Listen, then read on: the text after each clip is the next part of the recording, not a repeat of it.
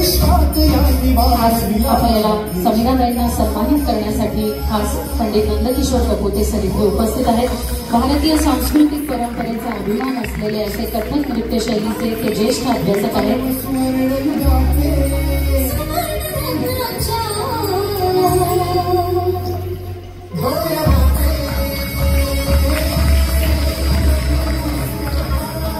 धन्यवाद। मी संविधानांना रिक्वेस्ट करेन की त्यांनी आपल्याशी संवाद साधावा।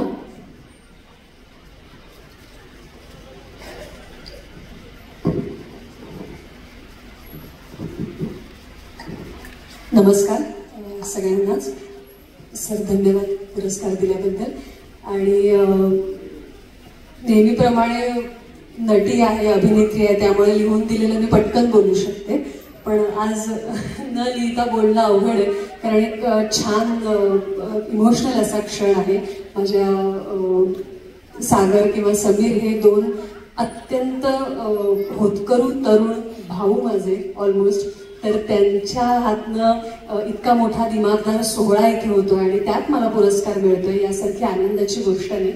आणि जसं मगाशी किशोरीताई म्हणाल्या की झिरो ते हिरो असा प्रवास असणारे सगळे कलावंत वेगवेगळ्या क्षेत्रातले मान्यवर इथे आहेत, तर नक्कीच असाच माझाही प्रवास आहे। नागपूरसारख्या शहरातनं मुंबईसारख्या ठिकाणी येणं, तिथे स्थिरावणं, त्यासाठी घेतलेले कष्ट, घरच्यांचे कष्ट, आशीर्वाद, आणि ज्यांना मी पडद्यावर पाहत होते, ज्यांच्यासोबत काम करण्याची इच्छा होती, अशा काही कलाकारांबरोबर मुंबईसारख्या ठिकाणी येऊन काम करणं, मुंबईने आपलंसं करून घेणं, त्यातलेच मॅमदादा समोर बसले आहेत की ज्यांचं काम मी बघत आले, ज्यांच्याकडनं शिकण्याची इच्छा होती आणि आज त्यांच्याबरोबर काम करता येत आहे आणि त्यांच्या सोबतीनं आज इथे अवॉर्ड मिळतोय। मला असं वाटतं की हे एक सर्कल पूर्ण होत जातं कलाकारासाठी, आणि त्यासाठी तुम्हा मायबाप प्रेक्षकांचे आशीर्वाद गरजेचे असतात। अर्थात ते आहेत, तो लोभ आहेच, वृद्धिंगत व्हावा अशी विनंती। आणि असाच उत्तरोत्तर सुवर्णरत्न पुरस्काराचा हा दिमागदार सोहळा